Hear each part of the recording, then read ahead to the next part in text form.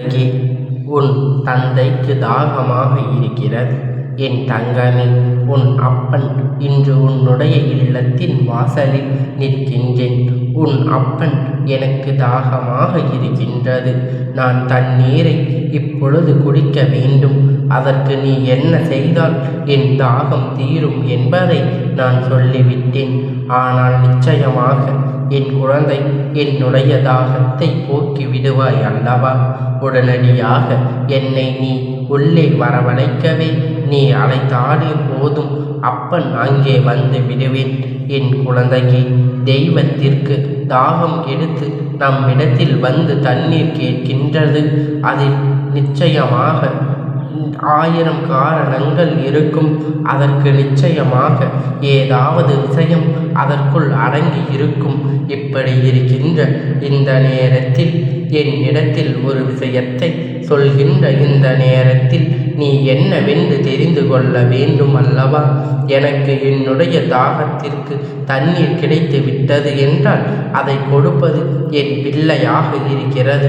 அந்த பிள்ளைக்கு அவர்கள் வாழ்க்கையில் நினைத்த விஷயங்கள் அத்தனையும் நடந்துவிடும். அத்தனையும் பெரிய சக்தி நீ எனக்கு கொடுக்கின்ற அந்த நீரில் இருக்கின்றது. எப்படி நம் தண்ணீர் கொடுப்பது என்று தானே யோசிக்கின்றாய்? என் பிள்ளையே, உன்னால் என்னை நேரடியாக சந்தித்து தண்ணீரை கொடுக்க முடியாது. அப்படியானால் நான் சொல்கின்ற இந்த விஷயத்தை நீ செய்தால் போதும். என் குழந்தையே, அப்பன் ஒவ்வொரு நாளும் உன்னை தேடி வருகின்ற நேரங்களில் எல்லாம் ஒவ்வொரு செய்தியை உன்னிடத்தில் சொல்லிக் கொண்டு இருக்கும் பொழுது என் பிள்ளை எப்பொழுதும் இருக்கின்ற எண்ணங்களினால் உன் வாழ்க்கையில் நடக்கின்ற எல்லா விஷயங்களையும் நீ இழந்து விடத்தான் நினைக்கின்றாய் தவிர ஒருபோதும் முயற்சிகளை கையில் எடுப்பதில்லை. இங்கு எந்த விஷயத்தை முன்பெல்லாம் இப்பொழுது ஒருவரின் முகத்தை ஒருவர் பார்ப்பதுமே மிகவும் கடினமாக இருக்கிறது. எப்பொழுதும் எல்லாரும் ஒன்று கூடி பேசிக்கொண்டும் சிரித்து கொண்டும் இருப்பார்கள். முன்பு போல இல்லாமல் இப்பொழுது அவர்களை எவராவது ஒருவரிடம் பேச வேண்டும் என்றால் அவரை சந்திப்பது என்பதே மிகவும் கடினமாக இருக்கிறது. ஒருவருக்கு ஒருவர் இருக்கிறாயா இல்லையா என்பதற்கு கூட இங்கு வாழ்க்கையில் கேட்பதற்கு நேரம் இல்லை. நீண்ட நாள் கழித்து ஒருவரை சந்திப்பார்கள். அவர்கள் சந்திக்க வேண்டும் என்று நினைப்பார்கள். ஆனால் அவர் உயிரோடு இல்லை என்கின்ற ஒரு செய்தி அப்பொழுதுதான் அவருக்கு கிடைக்கும். இப்படித்தான் இன்று இருக்கின்றவர்கள் எல்லோருமே இருந்து கொண்டு இருக்கின்றார்கள். யாரும் யாரையும் தேடுவதும் இல்லை. யாரை எப்படி இருக்கிறார்கள் என்று நினைப்பதும் இல்லை. இவர்களுக்கு நேரம் இல்லை. ஆனால் அப்படி ஒருபோதும் நாம் இருக்க விடக்கூடாது. இந்த வாழ்க்கையானது நம்மை சுற்றி பிணைக்கப்பட்டு இருக்கின்றது. உறவுகளோடு சேர்த்துதான் நமக்கானது எல்லாம் நடக்கிறது. அப்படி இருக்கும் பொழுது அவர்களை பற்றி தெரிந்து கொள்ள வேண்டியது நம்முடைய கடமை அல்லவா? அவர்கள் யார் என்று என்னவென்று புரிந்து கொள்வது நம்முடைய கடமை அல்லவா? இந்த கடமை எல்லாம் என் குழந்தை நீ சரியாக என்னவென்று புரிந்து கொண்டு உன்னுடைய வாழ்க்கையில் நடக்கின்ற ஒவ்வொரு விஷயங்களையும் சர்வ நிச்சயமாக என் பிள்ளை நீ சரியாக உணர வேண்டும். சரியாக உணர உன்னோடு என்றும் என்றென்றும் நான் இருக்கின்றேன் என்பது ஒருபோதும் உனக்கு மறக்கக்கூடாது. உன்னோடு இருக்கின்ற இந்த அப்பன் உனக்கு சொல்கின்ற ஒவ்வொரு விஷயங்களையும் நீ என்னவென்று சரியாக புரிந்து கொள்ள வேண்டும். நான் இருந்து இந்த வாழ்க்கையில் உனக்கு கொடுப்பது அத்தனையுமே உன்னுடைய ஒட்டுமொத்த மகிழ்ச்சியையும் உன் கையில் கொண்டு வந்து கொடுப்பதாக இருக்க வேண்டும். உன்னுடைய ஒட்டுமொத்த சந்தோஷத்தையும் என்றென்றும் உனக்காக தான் தருவதாக இருக்க வேண்டும். என்ன நடந்தது, ஏது நடந்தது என்று சொல்லி என் பிள்ளை வருத்தப்படாதே. அப்பன் அத்தனையும் உனக்கு விளக்கமாக சொல்லிவிடுகின்றேன். எவ்வளவுதான் இந்த வாழ்க்கையில் நீ மற்றவர்களோடு இணக்கமாக இருந்தாலும், எவ்வளவுதான் மற்றவர்களோடு நீ உன் அன்பினை பகிர்ந்து கொண்டாலும், எல்லா நேரத்திலும் இந்த வாழ்க்கையில் நடக்கின்ற சில விஷயங்கள் நாம் சரியாக கவனிப்பதில்லை. நம்மிடத்தில் உதவி என்று ஒருவர் வரும்பொழுது அதை செய்வதற்கு நமக்கு திறன் இருந்தும் நாம் அதனை செய்வது கிடையாது. அதை செய்வதற்கு நம்மால் முடிவதே இல்லை. அதை நாம் செய்வதும் கிடையாது. என்னவென்று ஏதென்று இந்த வாழ்க்கை நடக்கிறது. ஒவ்வொரு விஷயங்களையும் நாம் சரியாக புரிந்து கொண்டிருக்கின்றோம். ஆனால் நிச்சயமாக உன்னால் இந்த வாழ்க்கையின் விஷயங்களை நல்லபடியாக நடத்திவிட முடியாது. ஆனால் எதையுமே அறிந்து கொள்ள முடியாமல் நீ நின்று கொண்டு இருக்கின்றாய். இங்கு இன்னும் சில குழந்தைகள் இருக்கின்றார்கள். தாகம் என்று வந்தவுடன் இங்கு சிலருக்கு தாகம் என்று வந்தவருக்கு தண்ணீரை கொடுப்பது கூட மனதில் இல்லாமல் வேறெங்காவது சென்று குடியுங்கள் என்று சொல்லி விடுகின்றார்கள், விரட்டி விடுகின்றார்கள். யாராவது யாசகம் கேட்பார்களா? எப்பொழுதுமே மிக கீழ்த்தரமாக நடத்துகிறார்கள். இந்த மனிதர்கள் தெய்வம்தான் இது போன்ற ரூபத்தில் உன்னை தேடி வந்திருக்கிறது. யாரேனும் ஒருவர் உன்னிடத்தில் உதவி என்று கேட்டால், தண்ணீர் என்று கேட்டாலும் அவருக்கு அதனை நீ நிச்சயமாக கொடுக்க வேண்டும் அல்லவா?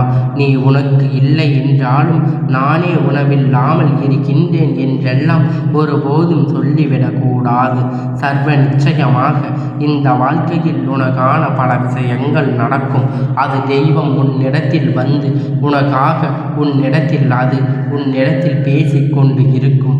நீ என்னிடத்தில் தருகின்றாயா இல்லையா என்று அது உன்னிடத்தில் சோதனை செய்து பார்க்கும் பொழுது, உனக்கான பல நன்மைகள் நடக்கும் பொழுது, இந்த வாழ்க்கை ஒவ்வொரு நாளும் ஒவ்வொரு விதமான அனுபவங்கள் கிடைக்கும்.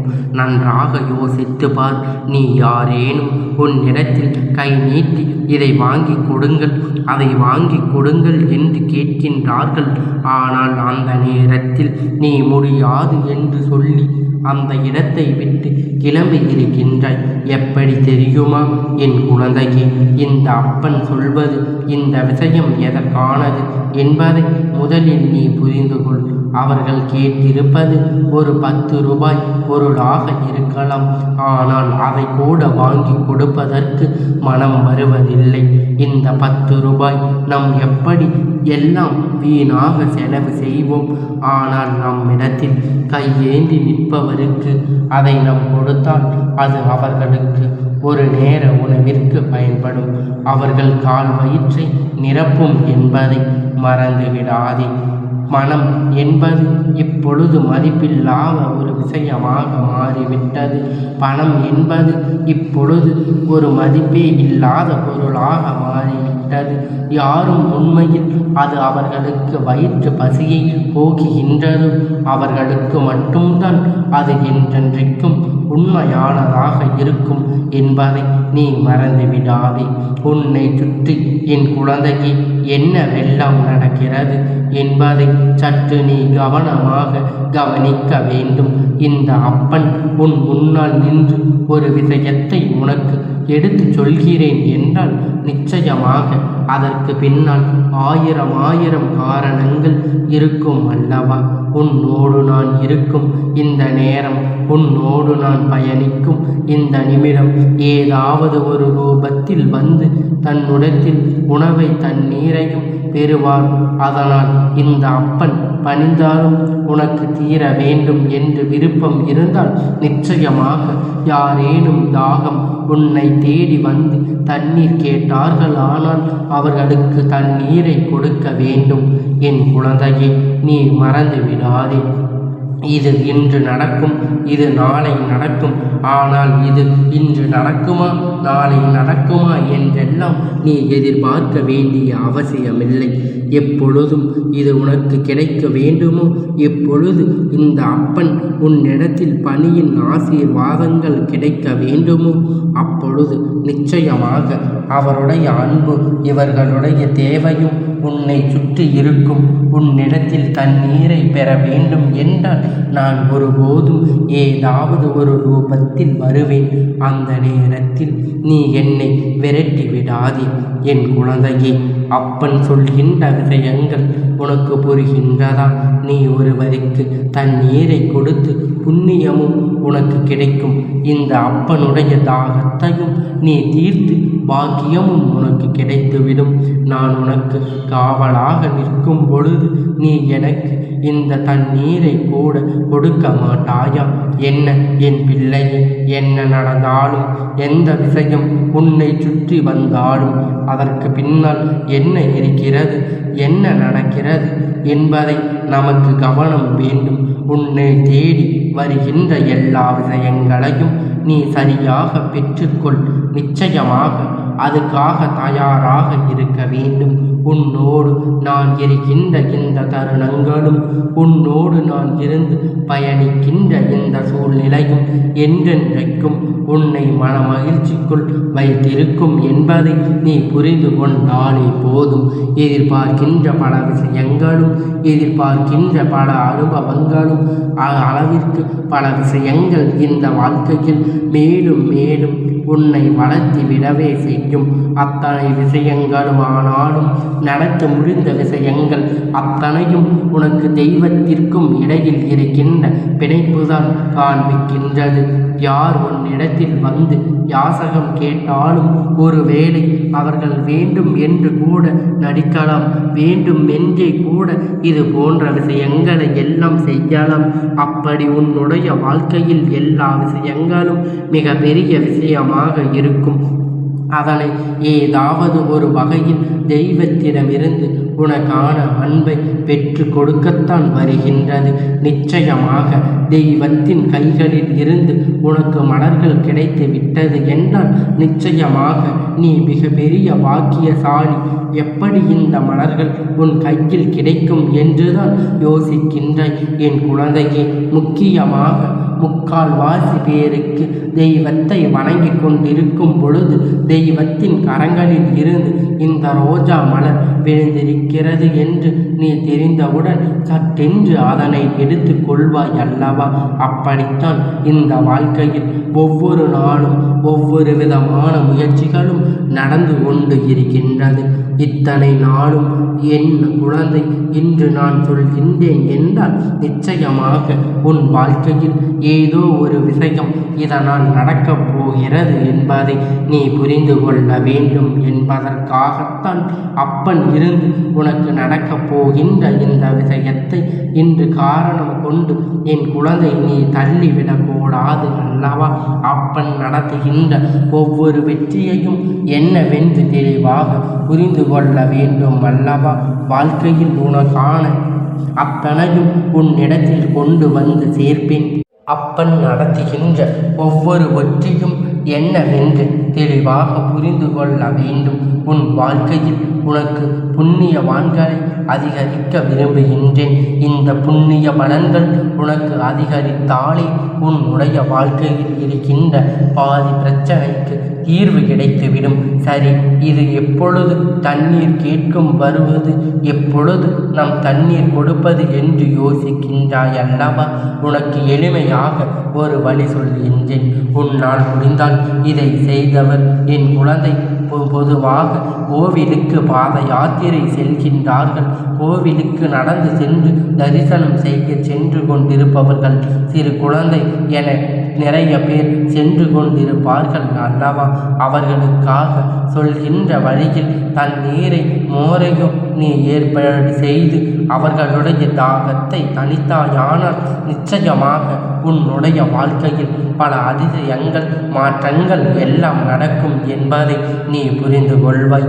எல்லா நேரம் தனக்கான நம் கையில் வந்து அமையும் என்று நீ எதிர்பார்க்க கூடாது.